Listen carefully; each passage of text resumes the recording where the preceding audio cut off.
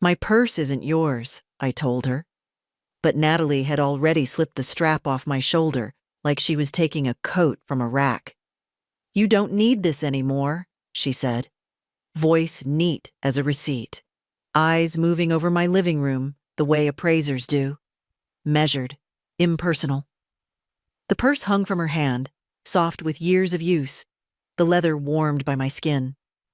I watched her thumb the clasp. It clicked open, like a small door in my chest.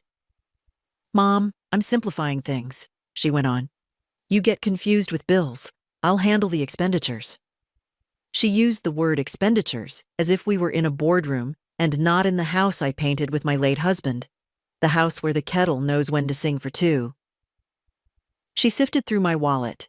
Cards, folded grocery lists, the picture of Adam in his marching band uniform, a pharmacy punch card with one square left to stamp. She didn't see any of it. She saw numbers, leverage, the problem of me. Give it back, I said, calm, even. I've learned calm isn't weakness, it's control. She slid my debit card into her phone case anyway, like she was putting a stamp into a collection. We're done with the old system, she said. I've already talked to the bank. They know I'm family. A small lie wears perfume. A big lie smells like solvent. This one burned my nose. Tea's on, I said, moving toward the kitchen because I needed the motion.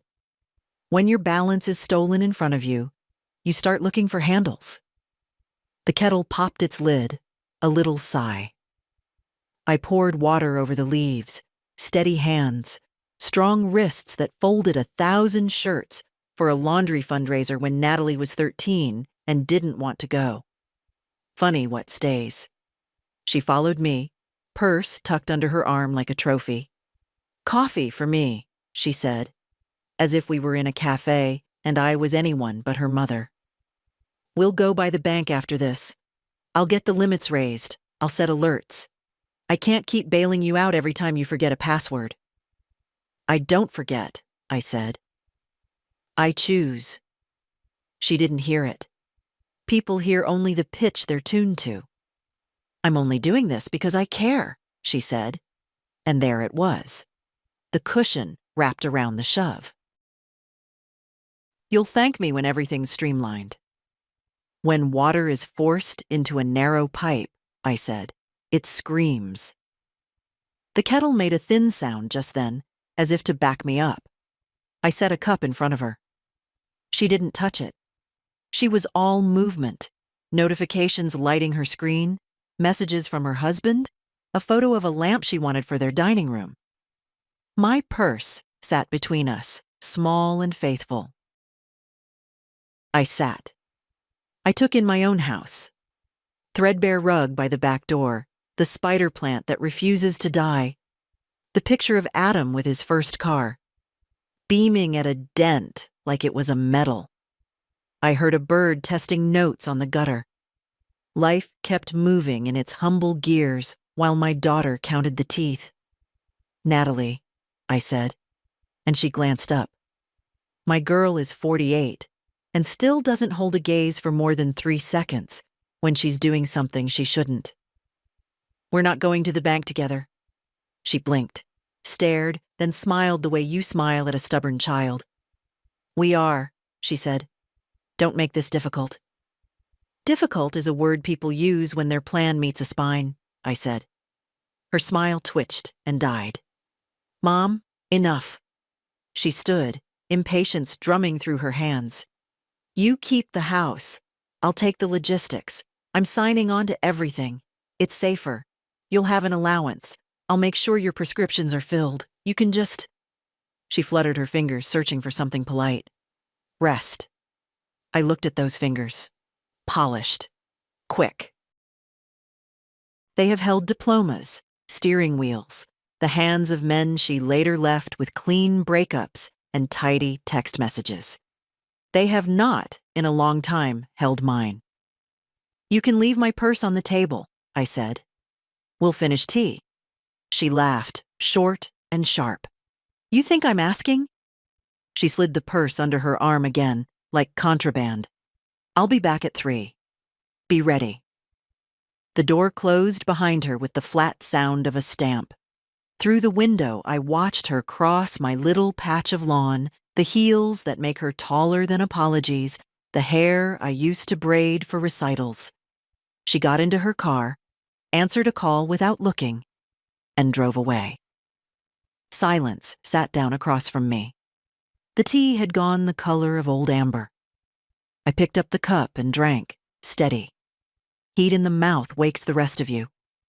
On the table, the pale ring from her untouched saucer looked like chalk around a body. I took the purse back from the chair where she'd set it last week. I emptied it gently. Coins, keys, the peppermints Adam steals. The card she'd slipped away, of course. But she'd missed one envelope tucked into the lining, the list of questions I'd written for the bank the night I woke and couldn't swallow the air. Beneficiaries, POAs, transfer limits, what to do if someone decides you are better managed than heard. The clock said 10:17. Morning light lay over the rug like washed linen. People think change feels like fireworks. At my age, it feels like folding a shirt well, corners square, fabric smooth, intention obvious. I put on my coat. I took the envelope. I left the cup in the sink, the spoon in the saucer, the kettle on its base. I locked the door, tested the handle, felt the click like a vow. Then I walked to the bus stop with my empty shoulder where a purse used to hang and my hands free for once in a long, long time. I didn't bother turning the light on when I woke up. The room was already filled with that pale morning gray that makes the edges of furniture blur. My purse was still where I'd left it on the dresser, the clasp a little loose from years of use. I'd meant to fix it. It was past 8 when I heard the front door open without knocking. Only one person in my life has that kind of confidence. Ava. She came in briskly, smelling of expensive perfume, her heels clicking against my worn floorboards. She didn't bother with a hello. Instead, she walked straight to my dresser, picked up my purse, and looked me dead in the eye. "You don't need this anymore," she said flatly. Not angry, not joking, just a cold fact in her mind. I sat up slowly, my joints reminding me that I am not 30 anymore. "Put it back." "You're 78, Mom," she continued as if I didn't know. "It's not safe for you to manage your own money. I've talked to Brian, and we think it's time I took over. You'll still have everything you need. We'll make sure of it." I'd heard that tone before, years ago, when she wanted to sell my late husband's truck. "It's not practical," she'd said then. Now she was using it on my life. "Leave it," I repeated. She sighed, the way a teacher sighs at a slow student. "Don't be stubborn. You could get scammed, or forget to pay bills. Let's make this easier for everyone." Her hand tightened on the strap. I realized then she wasn't here to talk. She was here to take. I stood up, slow but steady. "Ava, I'm going to make some tea. When I come back, I expect my purse to be where it was." She gave me a small smile, the kind that never reached her eyes. "You'll thank me later." I walked into the kitchen, put the kettle on, and picked up the phone. The bank answered on the second ring. "This is Margaret Henley. I'd like to close my primary account. Today." The clerk hesitated. "Mrs. Henley, that account has—" "Yes, I know exactly what it has. I'll be in before lunch to sign whatever you need. But until then, freeze it. All of it." A pause, then. "Understood, ma'am. We can temporarily block all transactions until your visit." "Good." I hung up. The kettle was still heating when I returned to the bedroom. The purse was gone. So was Ava. I was at the bank by 10. The morning air had that sharpness August sometimes carries, like it's warning you summer is nearly done. I stepped off the bus and stood for a moment on the sidewalk, letting the warmth from the bricks seep through my shoes. People hurried past, Coffee cups, phones pressed to ears, all of them busy with their own concerns. Inside, the bank smelled faintly of polish and printer ink. A young teller with perfect eyeliner smiled without showing teeth. "How can I help you today, ma'am?" "I need to close my checking account," I said, "and move the funds somewhere safer." "Of course. Do you have your ID?" I handed over my driver's license. She typed for a moment, her nails clicking against the keys, then glanced at the screen. "It's a joint account with Ava Kent?" I nodded once. "There have been 2 withdrawals this week," she added carefully, her tone a shade softer. "Yesterday for $300 and this morning for $800. I felt my jaw tighten. That explained her confidence. "Freeze it now," I said, "and remove her authorization." The teller straightened. "We'll need your signature for that." "I'm ready." 10 minutes later, I was sitting across from Mr. Calder, the branch manager, a man in his 50s with silver hair that didn't quite match his young-looking face. He'd known my husband back when George used to come in to deposit cash from his side carpentry jobs. "I can move this into a single holder account immediately," he said. "But if you're worried about access, we could also place the funds into a trust in your name, with a designated beneficiary." "Beneficiary?" "Someone you choose. The money wouldn't be available until you're gone. But you could still draw from it while you're alive. It prevents other parties from interfering." I thought of Adam, my grandson, who comes by on Sundays without asking for anything more than a slice of pie. I thought of how his hands shake when he's excited, just like George's did. "I want Adam Lane as the beneficiary," I said, "and I want it airtight. No one else gets access." Mr. Calder nodded. "We'll have our legal department prepare the paperwork. Do you want to include your house in this trust?" I almost said no. Then I remembered Ava's offhand remarks over the years about how big houses are wasted on one person, how we should think about downsizing you before you fall and break something. "Yes," I said. "The house, too." An hour later, I walked out of the bank with a temporary debit card for my private account, a folder of documents, and an appointment with their lawyer for next Tuesday. My balance was safe. My home was safe. For the first time in months, I felt my shoulders drop from where they'd been living up near my ears. On the bus ride home, I watched the city slide past, the bakery with its chalkboard sign for scones, the hardware store George loved, the old elm tree in front of the library where Adam once climbed too high and froze. I thought about Ava. She'd be furious when she found out. Maybe she already was. The house was quiet when I came in. My purse was on the hall table, emptied of everything except a single crumpled receipt for milk. She'd even taken the coins. I set it aside. At 2, the phone rang. "Mom, hi," Ava said, voice bright and false. "I went ahead and paid some bills for you this morning, just to help out." "Thank you," I said, as evenly as I could. "Though I took care of my banking today, everything's in order." There was a pause. I could almost hear her blinking. "Oh? What do you mean?" "I mean," I said, "that I've arranged things so no one has to worry about my finances anymore. No one at all." Her voice cooled. "Mom, I wish you'd talk to me before making big decisions.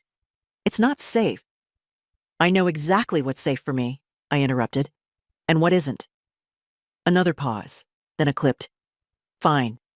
I just wanted to help." "I'm sure you did," I said, and hung up before she could dress that sentence in guilt. I made tea after that, letting the leaves steep until the water went nearly black. Out the window, the neighbor's cat walked the fence, tail high, moving like it owned the day. I decided I would too. I didn't tell Adam what had happened. When he came by that Sunday afternoon, carrying a paper bag that smelled faintly of cinnamon rolls, I smiled like nothing was different. He sat at the kitchen table, stretching his legs out in that awkward way tall boys do, talking about a group project he was stuck on. "It's like herding cats," he said, tearing his roll in half. "Nobody answers messages until midnight, and then they want to meet at 7 a.m. I'm doing all the work." "Sounds like you're learning an important life skill," I said, pouring his tea. "Carrying more than your share." He grinned. "Guess I get that from you." I didn't want to dampen his mood by telling him about Ava's little visit, or the withdrawals. That would come later, when it was time. For now, I wanted to keep our Sunday ritual intact. Pie, tea, and talk, uninterrupted by the sort of ugliness that can harden a young man's heart too soon. Still, I found myself studying him when he laughed, thinking about how quickly time moves. I remembered the first day I babysat him alone, Ava dropping him off with a bag full of bottles and instructions that might as well have been written in a foreign language. He'd looked up at me from his blanket, utterly trusting. That kind of trust is a currency you can spend only once. After he left, the house felt quieter than usual. I wandered into the bedroom and opened the top drawer of my dresser. Under a stack of scarves lay the small brown envelope I'd brought home from the bank.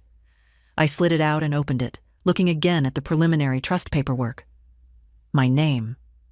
Adam's name. The house and funds clearly listed. It felt solid in my hands, like a lock clicking shut. That night, I dreamt of George. Not the sick George from the hospital bed, but the one with strong hands and a tan from working outside. In the dream, we were painting the kitchen. He was standing on a chair, telling me to keep the brush wet, while I pretended not to notice he'd already dripped green on the floor.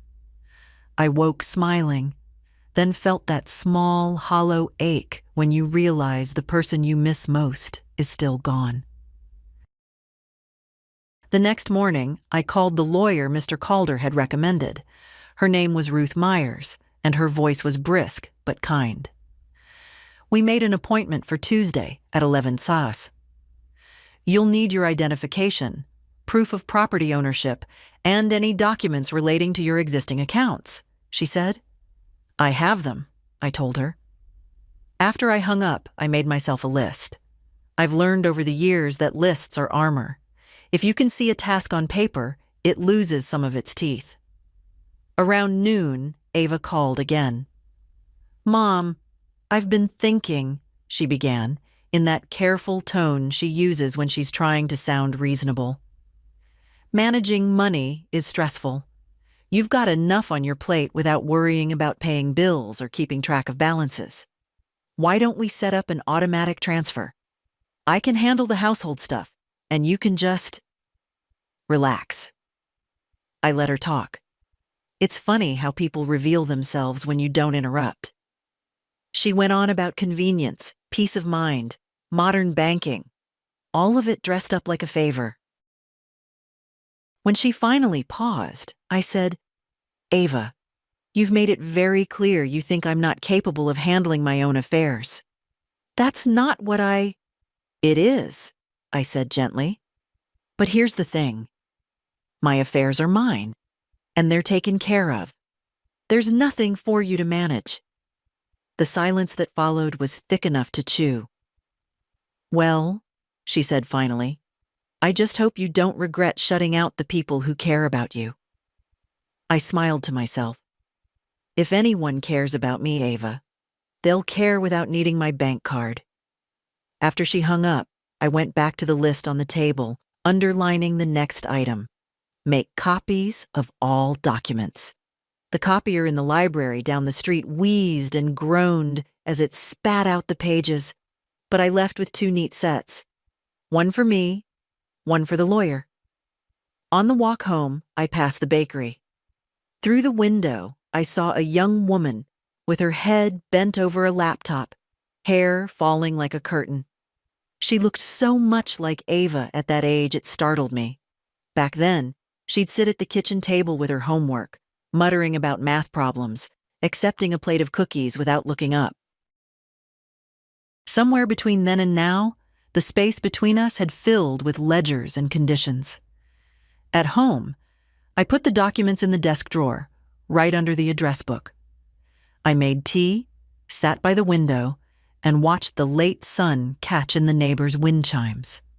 They didn't make much sound, just a soft shift, like something deciding whether to speak. I decided I'd wait until after the lawyer visit to tell Adam. When I did, I'd make sure he understood exactly why. I heard the front door click open before the bell rang. Garrett never did have patience. "Mom, we have to talk," he said, stepping inside without waiting for an answer. His face was tight, jaw clenched. "Marissa's furious. Toby's stranded in the city without gas money. Do you understand what kind of mess you've made?" I stayed seated at the kitchen table, my hands folded over the teacup. "I understand perfectly. For once, I'm not the one cleaning it up." He tossed his keys onto the counter. "You can't just pull the rug out from under your own family. We have responsibilities, payments." "You have payments," I corrected. "I had them too, until yesterday. Now they're yours again." He paced. "This isn't like you. What happened? Is this about the dinner?" Marissa said. I cut him off. "Don't you dare soften it. You sent me that message. You told me your wife didn't want me there. You didn't even pick up the phone to apologize before showing up here with your list of needs." His voice dropped. It was a bad moment. I was trying to keep the peace. "By sacrificing me," I said, my voice quiet but sharp enough to stop him mid-step.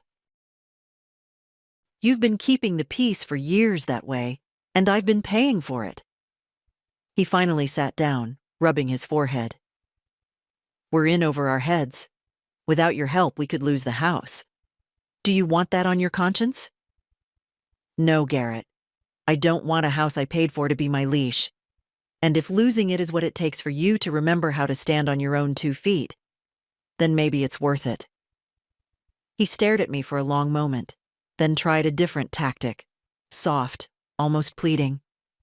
"Mom, we're family." "We are," I said. "Which is why I hoped respect might come with it. But you've made it clear it doesn't." The kettle clicked off behind me. I poured the water, the steam rising between us like a curtain. "Tea?" I asked. He shook his head. "I can't believe you're doing this." "I can't believe it took me this long," I replied. For a moment, neither of us spoke. He drummed his fingers on the table and I sipped my tea, letting the silence settle the way it always does before a storm passes, or breaks. Finally, he pushed back his chair. "Fine. But when things fall apart, don't expect us to come running back here with smiles." "You've made your choice." I met his eyes. "Yes, Garrett. I finally have." He left without slamming the door, but the sound of his car pulling away was louder than any argument we'd ever had. The house was still again. I rinsed my cup, dried it, and set it back in its place. Through the window, the late afternoon light slanted across the garden, catching on the old roses James had planted decades ago. They'd bloomed this year without anyone tending them, stubborn and unapologetic. For the first time in years, I realized, I wanted to be like those roses. By the next morning, the air in the house felt different.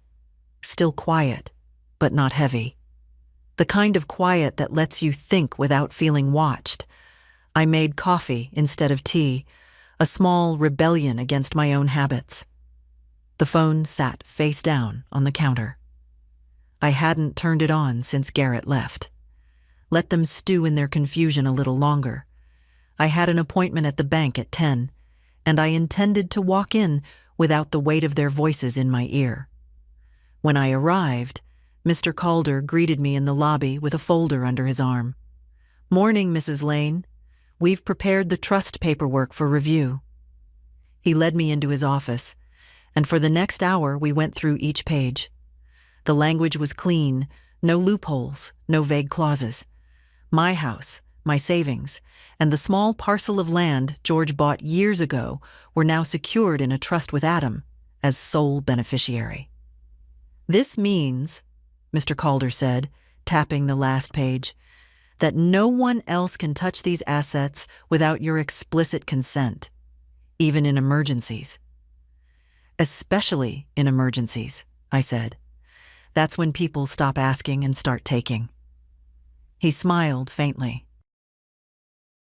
"I'll file this with the legal department today. You'll have a certified copy next week." When I left the bank, I didn't head straight home. Instead, I walked down Main Street, stopping at the stationery shop. I bought a small lockbox, fresh envelopes, and a ledger book. At the pharmacy, I picked up my prescription and a tin of peppermints for Adam. It felt good to buy things without the ghost of someone else's wish list hanging over me. Back at the house, I set the lockbox on the kitchen table.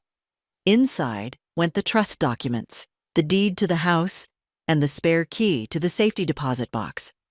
I labeled the envelopes in neat handwriting: utilities, property taxes, personal savings, and slid them into place. The phone buzzed from where I'd left it. I let it ring. When it stopped, the voicemail notification popped up. 7 new messages. I deleted them without listening. By mid-afternoon, I was sitting on the porch with a book when a familiar car rolled into the drive. Not Garrett's, Adam's. He got out, holding a grocery bag. "Grandma," he said, smiling like the day hadn't been waiting for bad news. "I brought that bread you like." The bakery had it fresh. I took the bag, inhaling the warm, yeasty smell. "You didn't have to." "I wanted to," he said simply, following me into the kitchen. We made sandwiches and ate at the table. He talked about his classes, about a friend's car that broke down, about the way the autumn air made the track smell like metal and leaves. Not once did he bring up Garrett or Ava. After he left, I realized that was the difference. Adam comes to me as I am, not as a source of something to take. The sun was setting when I finally turned the phone on. A new message appeared almost immediately. From Ava. "I can't believe you're doing this to your own daughter. We'll see about getting the bank to reverse it." I stared at it for a moment, then typed back, "They won't, and you should stop trying." A few minutes later, she replied, "You're making a mistake you'll regret." I locked the screen and set the phone down. Some mistakes, I thought, are worth making, especially when they're not mistakes at all. That night, I slept with the lockbox on the dresser beside my bed. It wasn't the money that comforted me. It was the fact that for the first time in years, I knew it was safe, and so was I. It was Tuesday when I walked into Ruth Meyer's office. Her desk was stacked with neat piles of paper, each bound with a clip, and the faint smell of lemon polish hung in the air. She stood as I entered, a small woman in her 60s, with hair cropped close to her head and eyes that didn't waste time. "Mrs. Lane, Mr. Calder filled me in," she said, gesturing to the chair across from hers. "I understand we're finalizing your trust today." "Yes," I said, settling in. "And I want it absolutely secure. No amendments without my say-so." She smiled slightly. "That's the whole point of a trust. But we'll add a provision that requires your physical signature for any changes, witnessed by a notary. No phone calls, no power of attorney overrides." We went through every detail: my house, my savings, the small parcel of land George had held onto for decades. She explained how the trust would bypass probate, how it would stand even if someone tried to challenge it. By the time I left her office, the documents were signed and stamped. Adam's name sat neatly on the beneficiary line, no room for confusion. I walked home slowly, taking the long way past the park. Children shrieked from the swings, dogs chased each other across the grass, and a man sat on a bench feeding breadcrumbs to pigeons that barely bothered to move. The world looked the same as yesterday, but I felt different, lighter, but also anchored. When I got home, the answering machine light was blinking. 5 new messages. I played them on speaker while I put away my coat. First was Ava, her voice tight. "Mom, you can't just lock me out like this. It's not safe. You're being manipulated by someone at the bank. Call me back." Then Garrett. "This is ridiculous. You're cutting off your own family. Do you want us to stop coming around? Because that's where this is headed." Another from Ava. "I've spoken to a lawyer friend.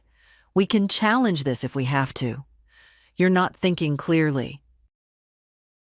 The fourth was silent for a moment before a man's voice, her husband, came on. "Margaret, this isn't right. You need to reconsider." The last one was Ava again, sharper this time.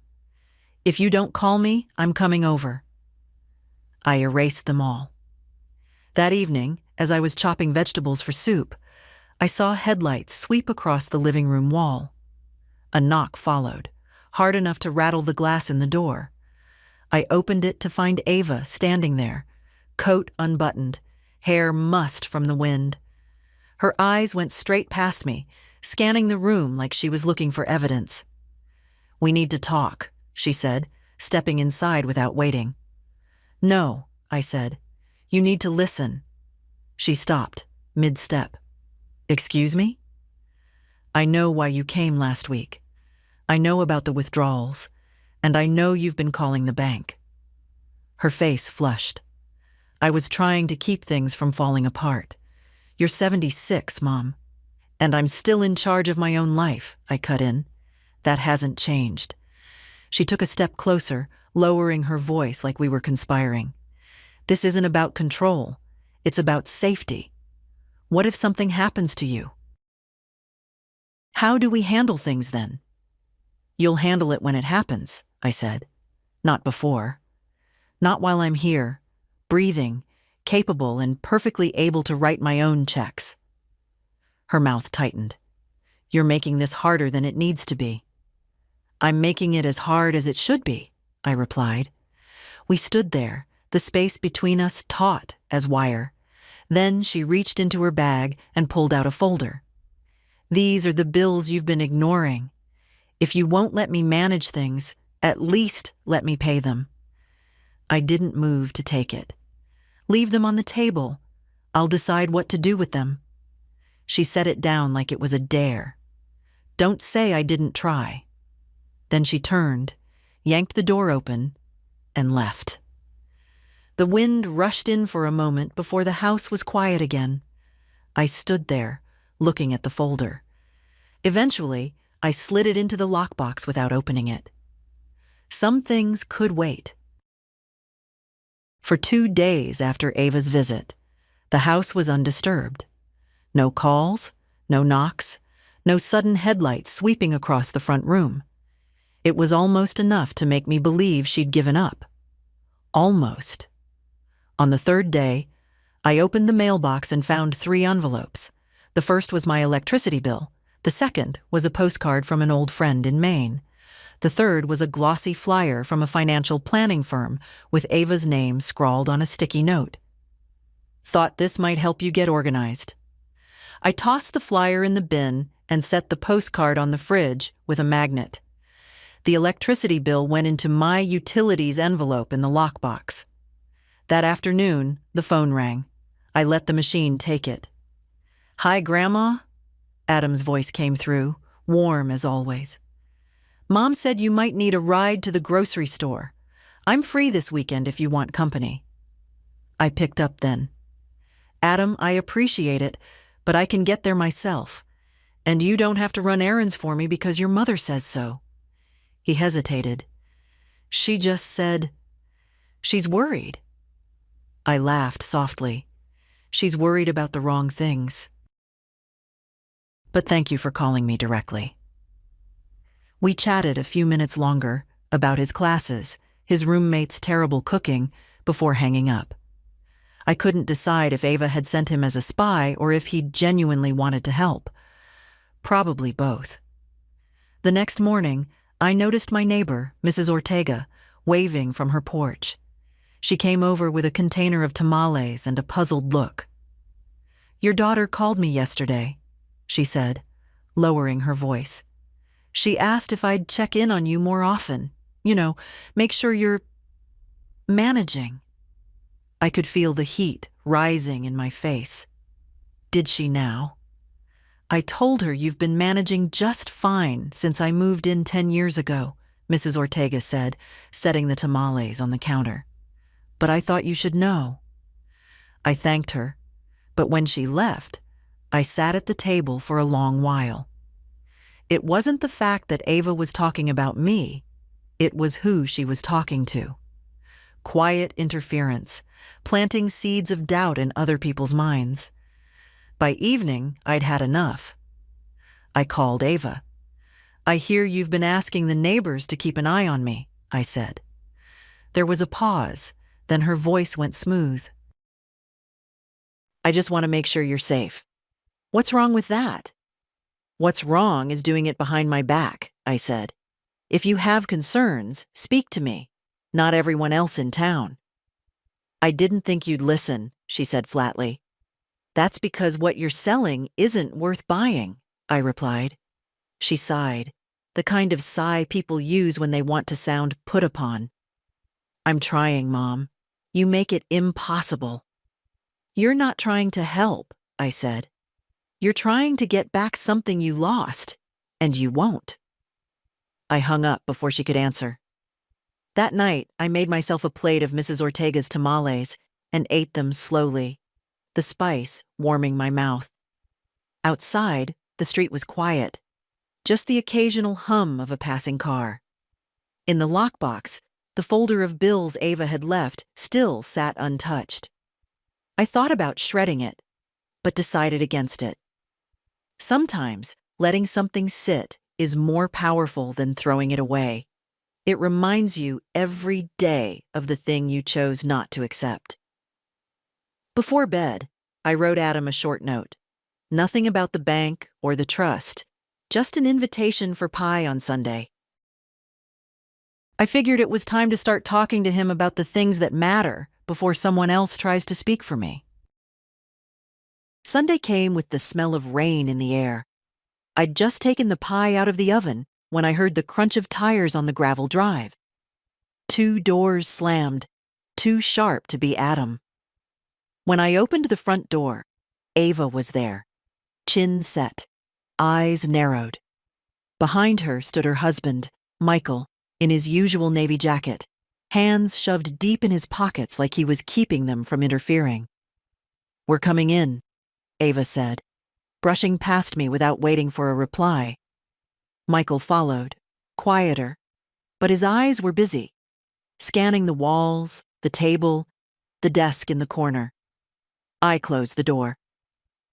"What's this about?" "You know what it's about," she said, turning to face me. "You've made decisions that affect the whole family without talking to anyone. You've frozen me out, and for what? To make some kind of point?" I stayed by the door. "No, to protect what's mine." "That's selfish, Mom," she shot back. "Everything you have came from this family. We've supported you." I cut her off. "You've taken from me, Ava. That's different." Michael stepped forward then, voice low but firm. "Look, Margaret, no one's accusing you of being irresponsible. But the way things are set up now, it's impractical. If something happens to you, something will happen to me one day," I said. "That's how life works. But until then, I'll be the one deciding what happens to my home and my accounts." Ava crossed her arms. You're acting like we're strangers trying to rob you. We're your family. Family doesn't mean unquestioned access, I said. Family means trust, and you broke that when you took my purse and my card without asking. Her mouth tightened. You're exaggerating. Am I? I asked. The bank records say otherwise. Michael tried a different tack. Maybe we can compromise. Keep Ava on the account for emergencies, but... I shook my head. There's no compromise on boundaries. Once they're crossed, the only fix is to rebuild them higher. Ava's voice rose. Do you even hear yourself? This is insane. You've been influenced by that banker, that lawyer. I've been influenced by you, I said evenly. By watching exactly how far you'll go if I let you. The silence after that was heavy. Ava's gaze darted to the folder on the side table, the one she'd left here 2 weeks ago. Have you even looked at those bills? She demanded. They're where they belong, I said. In my keeping, not yours. She stepped toward the table. I moved before she could reach it, placing myself in her path. Don't, I said. Something in my tone must have reached her. She stopped. Michael shifted his weight. Ava, let's go. She looked at him, then back at me. You're going to regret this, she said. Her voice wasn't loud anymore, but it was colder. Maybe, I said. But it will be my regret to live with, not yours. They left together, the door clicking shut behind them. Through the front window, I watched their car back out too fast, gravel spitting from the tires. The house felt warmer without them in it, as if their absence let the air settle again. I sat at the kitchen table with a slice of pie, the crust still warm, the filling sweet. Halfway through, Adam's car pulled up.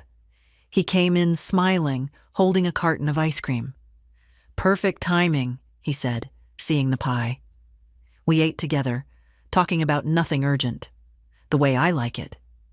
But in the back of my mind, I knew this wasn't over. Ava wasn't the type to walk away quietly. After Adam left, I washed the dishes and dried them one by one, feeling the familiar rhythm calm me. Then I went to the lockbox, checked that everything was still in place, and closed it with a satisfying click. Some people fight battles loudly. I've learned to win mine quietly, one locked door at a time. 2 days passed without a word from Ava. That should have been a relief, but it felt more like the air before a storm. Still, but charged. I busied myself with small things, washing the curtains, trimming the dead blooms from the roses, baking a loaf of bread I didn't really need. On Thursday morning, the phone rang. The caller ID showed her name, and I let it go to the machine. Her voice floated through the speaker, softer this time, almost trembling. Mom, I hate that we're fighting. I've been thinking a lot about Dad, about how he wouldn't want us like this. We're family. I miss just sitting and talking with you. Can we meet for lunch? My treat. I could hear the catch in her throat, the pause she left at the end for me to pick up. I didn't. An hour later, there was another message. I know I messed up. I was just trying to help, even if it didn't come out right. Please don't shut me out. I love you. It would have been easier to believe if she hadn't slipped a flyer for a financial firm into my mailbox last week. That evening, she called again, and this time I answered. Hello, Ava. Her voice brightened instantly. Mom. Thank you for picking up. I've been so worried about you. I'm fine, I said. I don't think you are, she said gently. You're alone in that big house, managing all those bills, keeping track of everything. It's a lot, even for someone younger. I just want to make things easier for you. I let her talk, noting how she'd traded the sharp edges for soft ones, replacing demands with concern. Easier for me or for you? I asked when she paused. For both of us, she said quickly. Think about it. If I handled the accounts, you wouldn't have to stress over due dates or paperwork. You could just enjoy your time. I could take you out more. We could travel. Travel, I said, smiling to myself. And who would be paying for that? She laughed lightly. Well, between us, it wouldn't matter. It's all the same money, Mom. Family money. That's where you're wrong, I said. It's mine, and I'll decide where it goes. The warmth drained from her voice. Why are you being so stubborn? Because stubbornness is what's left when trust runs out, I said. She was quiet for a moment, then tried again. I don't want to fight. Just, please think about it. I'll drop by tomorrow with lunch. We can talk in person. No, I said, firm.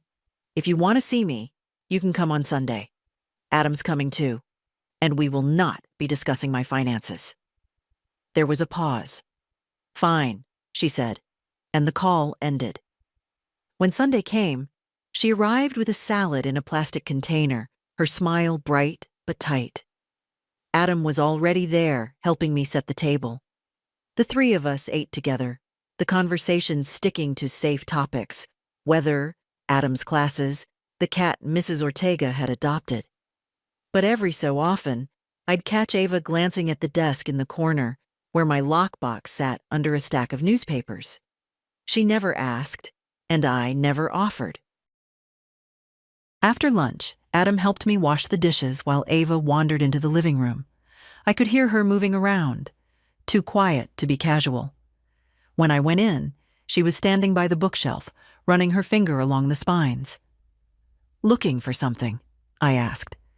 She smiled, but her eyes slid toward the desk. Just admiring how organized you are.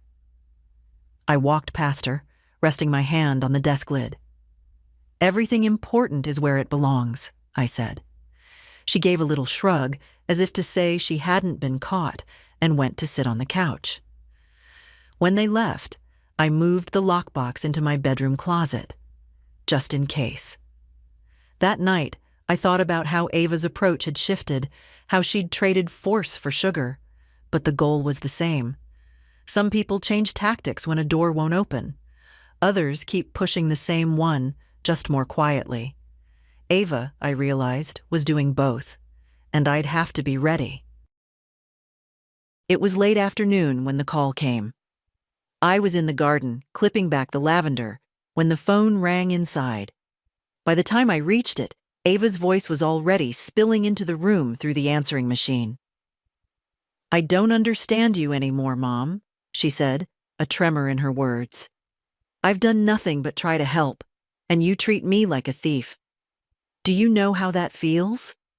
To have your own mother think the worst of you? I stood by the counter, listening. Garrett and I have been talking, she went on. He thinks you've been influenced by people who don't have your best interests at heart. This isn't like you. You used to trust me. I just want things to be the way they were. The machine clicked off. I didn't call back. Instead, I made tea and took it to the porch. I knew this game, turning the story inside out, making herself the wounded party. It had worked before, on others. Not on me, not anymore. The next morning, she showed up unannounced. No knock this time. Just the front door swinging open and her voice calling. Mom? We need to talk. I met her in the hallway. You need to call before coming over, I said. She ignored that. I can't sleep. I'm worried sick about you. You've shut me out of everything. Do you have any idea what that's doing to me? Her voice cracked, just enough to make it sound real. She stepped closer, her hands clasped in front of her like she was praying. I don't want us to end up estranged. I don't want to explain to Adam why you won't see me anymore. Is that what you want? I studied her face, looking for the little tells, eyes darting, fingers tightening. What I want, I said slowly, is for you to respect my boundaries, that's all. The rest is in your hands. That's not fair, she said. Boundaries? We're family. We share. We help each other. Help is offered, Ava, not taken, I said. She shook her head, her lip trembling. You make it sound like I've done something terrible. I was trying to protect you.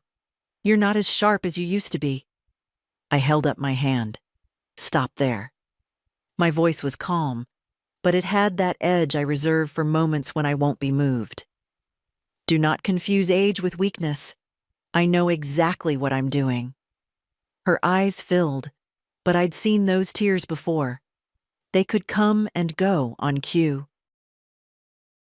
I'm your daughter, she said, softer now. If you can't trust me, who can you trust? Myself, I said simply. For a moment, the only sound was the clock in the kitchen. Then she turned away, wiping at her cheek. Fine. Keep pushing me out. Don't come to me when you need something. I won't, I said. She froze for half a second, maybe expecting me to soften.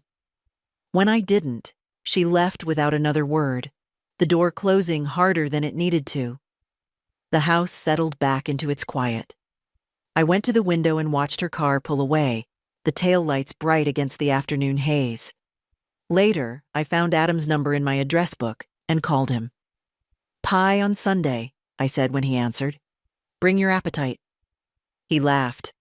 Always. I didn't mention Ava's visit, but I knew the time was coming when I'd have to tell him the whole truth, not just for his sake, but so there would be one person in the family who knew exactly how the line had been drawn. That evening, I put the kettle on again. Some people use sugar to sweeten the bitter.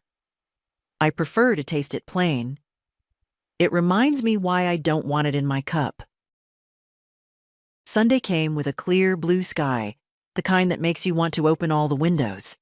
I had the pie cooling on the counter when Adam arrived, carrying a brown paper bag that smelled faintly of coffee beans. Figured you could use a refill, he said, setting it on the table. We sat down with our plates, and for a while, we just talked about ordinary things.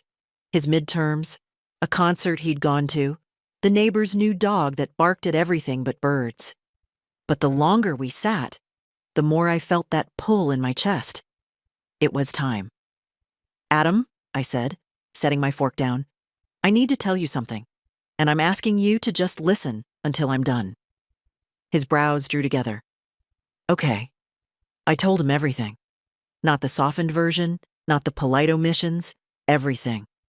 About Ava coming here and taking my purse, about the withdrawals from the joint account, about the bank, the trust, the visits and the calls. He didn't interrupt, but I could see his jaw tightening, his shoulders going rigid. When I finished, he let out a slow breath. I knew something was going on, he said quietly. She's been weird. Asking me questions about when I visit you, if you've been forgetful, stuff like that. I nodded. She's trying to build a case. The more people she can get to agree with her, the more she thinks she can push her way back in. Adam rubbed the back of his neck. That's messed up. I mean, she's my mom, but she's also an adult who makes her own choices, I said. And she's made them. I need you to understand why I've done what I've done, so that if she tries to tell you a different story, you'll know the truth. He looked at me for a long moment. I believe you, and I'm glad you told me. Relief loosened something in my chest. Thank you. I didn't want you caught in the middle without knowing it. I'm already in the middle, he said, a wry smile tugging at his mouth.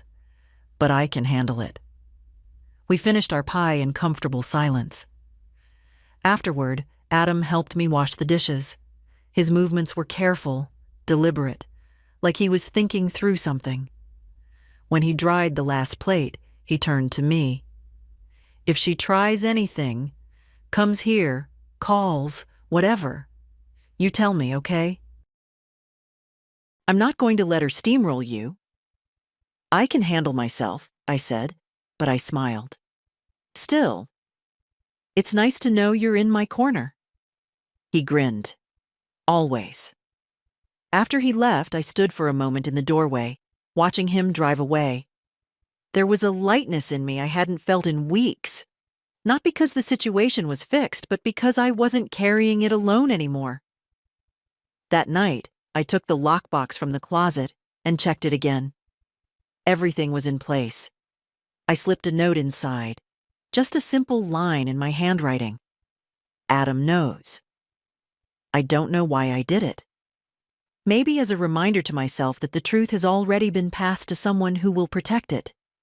Maybe so that, if anyone ever tried to twist the story after I'm gone, there would be a record that the truth wasn't a secret. The wind picked up outside, rattling the branches against the windows. I set the lockbox back in the closet, closed the door, and stood for a moment, listening to the house settle around me. Ava could call. She could visit. She could keep trying to bend the truth until it suited her.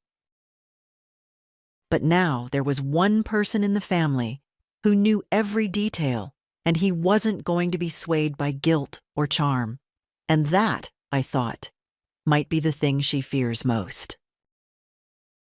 It was 3 days later when I heard the tires on the gravel again. Heavy steps up the walkway. This time, Ava didn't come alone. Michael was with her, his jacket zipped high against the wind, his expression unreadable. I opened the door just enough to stand in the gap. "What do you want?" Ava smiled tightly. "We're here to talk, Mom, not to argue." "That would be a first," I said, but I stepped aside. They came into the living room, Ava sitting on the couch, like she was claiming territory. Michael stayed standing, his hands in his pockets. She started with a sigh, the kind people use when they're about to explain something to a child. "This has gone far enough. You've made decisions based on paranoia, and you've cut me out without cause. That's not fair to me, or to the family." "The family," I repeated, "meaning you." Michael stepped in, voice even. "We're not here to fight. We just want to make sure things are handled properly. This trust you set up is legal, binding, and not your concern," I said. Ava's eyes narrowed. "It's my concern if you're being manipulated." "That banker and that lawyer have filled your head with nonsense. They've filled it with paperwork that protects me," I said, "from anyone who thinks my age is an excuse to take over." Michael's voice sharpened. "You know we'd never hurt you." I looked at him. "Hurt doesn't always come from a fist, Michael. Sometimes it comes from a pen or a withdrawal slip." Ava's jaw clenched. "You're making me sound like a criminal. I'm your daughter." "And I'm your mother," I said, "which means I'm not here to be managed by you. I'm here to live my life until I can't anymore, and I'll decide when that time comes." She glanced toward the corner where my desk sat. I saw her eyes flick to the stack of newspapers that covered the lockbox. I didn't move, but I felt my whole body go still. Michael shifted, stepping toward the desk as if to lean against it. "We're not asking for much. You're asking for everything," I said, my voice low now. "And I've told you the answer." Ava stood suddenly, her face flushing. "This is ridiculous. You've chosen Adam over me. You've made it clear who you trust, and it's not your own daughter. I've chosen the person who doesn't treat me like a vault to be cracked," I said. Michael stepped forward again. "We'll leave, but think about what you're doing. Once you're gone, all of this will cause nothing but resentment. Is that what you want your legacy to be?" "My legacy," I said, "will be knowing I kept control of my life until the end. Resentment is someone else's problem." Ava's voice dropped, almost to a whisper. "You'll regret this, Mom." I met her eyes. I've regretted being too generous. I've never regretted being careful.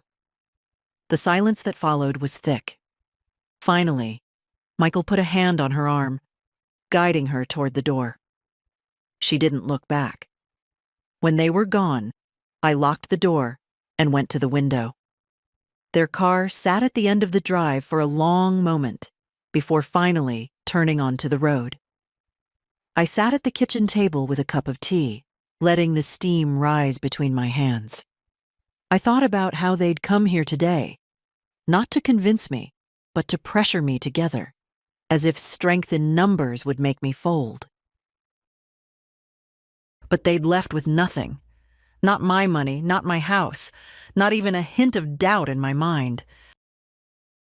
The following Tuesday, I took the bus into town for my final meeting with Ruth Myers. The air was crisp enough to make my knuckles ache, but I welcomed the sting. It reminded me I was still moving, still making my own way. Ruth's office was warm and smelled faintly of paper and coffee. She greeted me with a firm handshake and a smile that didn't waste itself on pleasantries. "Everything's ready," she said, leading me to the conference table.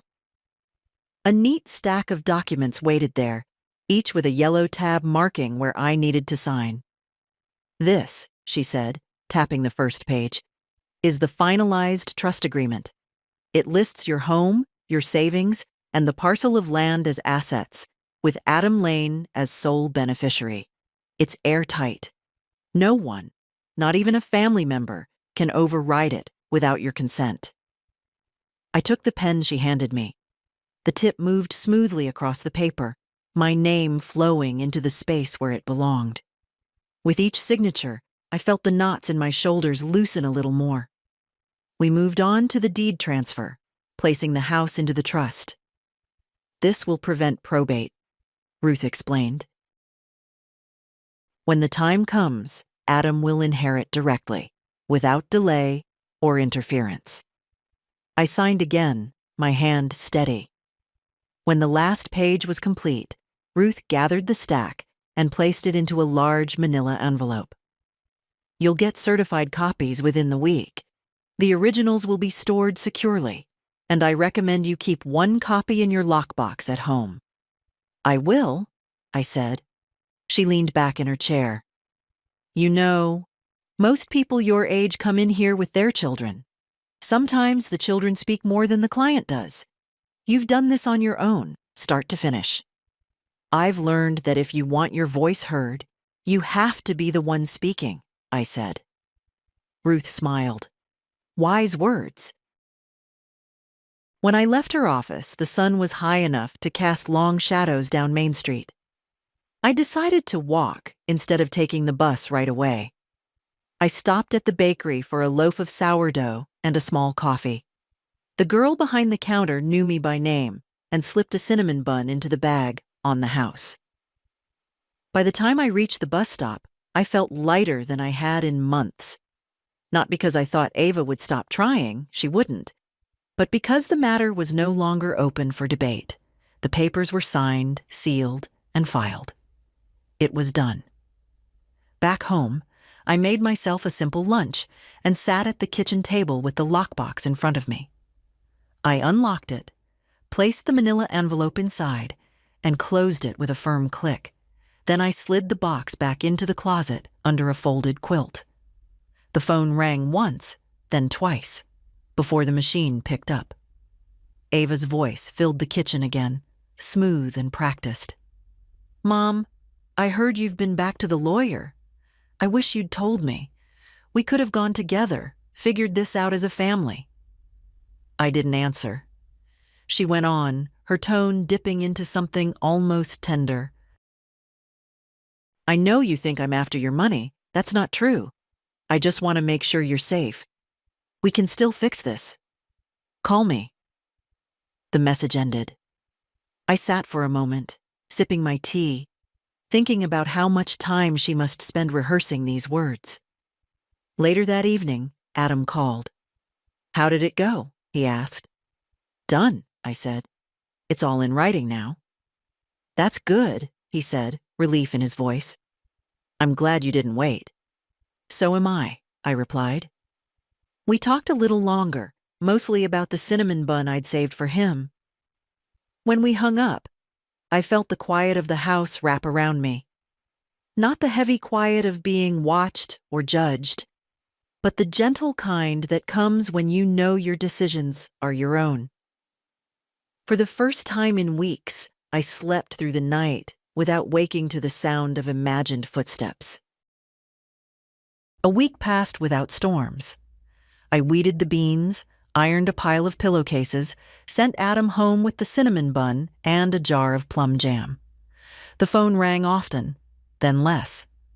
Silence, I've learned, is a kind of apology. Never spoken, but offered by those who run out of arguments.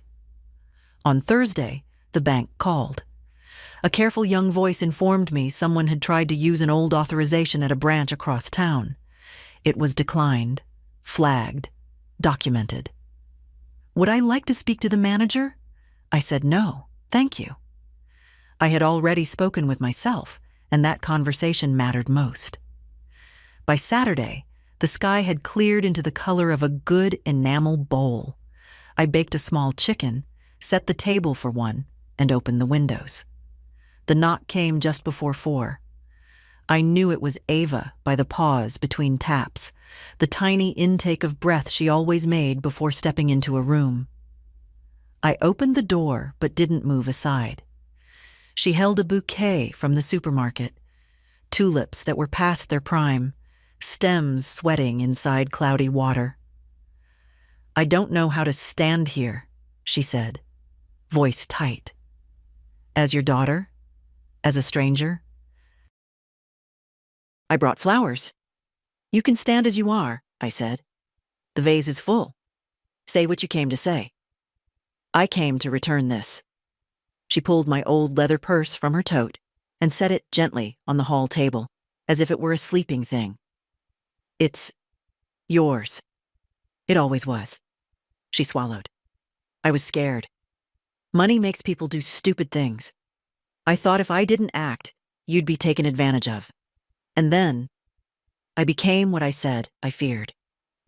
She looked smaller than I remembered, shoulders hunched like a girl caught in the rain. I'm not asking for money. I'm asking for a way back. I let the words sit between us. The purse was scuffed along the corners. The zipper, the one she once tugged without asking, glinted in the light. A way back is not a loop, I said. It's a road with markers. If you want to walk it, you'll know you're on it by how you behave when no one's watching. I don't know what that means. It means you call before you come. You don't raise your voice in my house. You don't touch my mail, my keys, my purse. You don't speak about my mind as if I'm not in the room. We can have tea on Sundays. We can talk about the garden. We cannot talk about my accounts. Her eyes lifted. And Adam? Is off limits. He is not your messenger, and he will not be pulled into sides. If you have words for me, use your own mouth. Ava nodded, once, then again. I can do that, she said. And for the first time in weeks, she didn't sound like she was performing. I don't want to be the woman who barged in and grabbed her mother's life because she was afraid of losing her own. You already were, I said. But you don't have to keep being her. We stood in the hallway, 2 women in their own weather. Finally, she glanced at the purse again. There's nothing missing, she whispered, as if confessing to the air. I checked. Then a thin smile, self-mocking. Old habit. Old habits can retire, I said. She asked if she could hug me. I told her not today, and watched the shame and relief fight across her face. Boundaries bruise when they're new. Later, they hold you up. When she left, I put the flowers in the sink and my purse on the top shelf of the closet. I made tea, the good kind Adam brings, and carried my cup to the porch. The street breathed, children on bicycles, a dog with more bark than sense, Mr. Keegan watering tomatoes like he expected an applause. After a while, Adam arrived.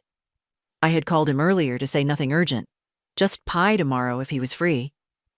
He sat on the step below mine, long legs sprawled, the easy way of youth. She come by? He asked. She did. We have an understanding. He nodded, not pressing for details. That boy knows the difference between curiosity and care. We talked about his exam, the old Ford he wants to nurse through another year, the lake he might drive to in summer. When he left, he kissed my cheek and said, "Proud of you." The words landed where years of noise could not. As the light faded, I wrote 2 notes. The first I tucked into the lockbox with the documents. Home placed in trust. Choices made clear. Love does not require proof of funds. The second I left in the purse on the shelf. If you are opening this without asking, close it. Then try again with the doorbell. I washed the dinner plate, turned the key in the door, and stood in the quiet house that had sheltered my best and worst days. I am not a martyr or a judge. I am an old woman who has finally learned that dignity is not a gift people hand you when they are moved enough. It is a line you draw and hold, even when your hand shakes. I loved my daughter when she crossed it. I will love her if she learns to see it. And if she doesn't, I will still sleep well, because I chose myself without shouting, and I did not let fear dress itself up as care and take my name. Tomorrow there will be coffee and pie, a phone that rings less often, a garden that insists on growing. If peace has a sound, it is the creak of a clean floor and a kettle coming slowly to boil. If any part of this story felt familiar, tell me your line, the one you drew and held. Share your thoughts below and follow for more quiet victories from women who refuse to disappear.